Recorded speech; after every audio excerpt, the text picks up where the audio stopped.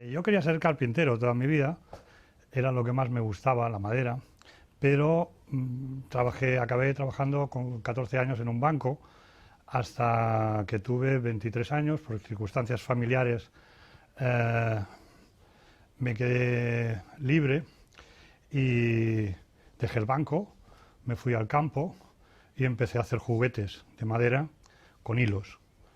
Cuando volví a Barcelona, al cabo de un año y pico, eh, quise mejorar aquello que estaba haciendo y busqué lugar y encontré en el Instituto del Teatro un día que abrí una puerta al señor Tócer, que me enseñó el mundo de la marioneta.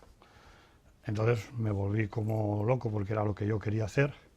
Había encontrado el nexo entre la madera y el teatro, que había sido una vocación continua desde la adolescencia, y empecé a construir un personaje que pretendía presentar a las marionetas de Harry Vernon Tozer, una nueva generación, la mía, la que presentara sus marionetas.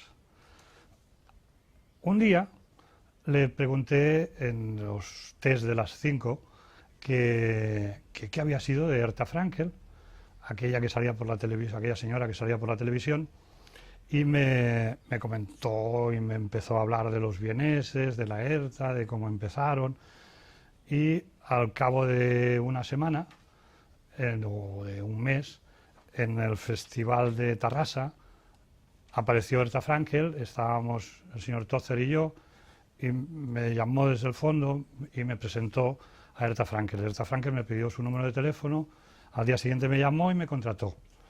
Eso era el año 1985. Tuve a los dos maestros mano a mano.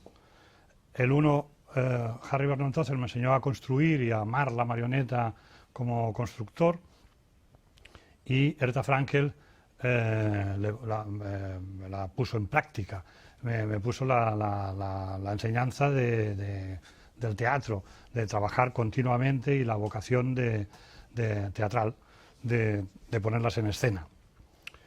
Y así fue el inicio.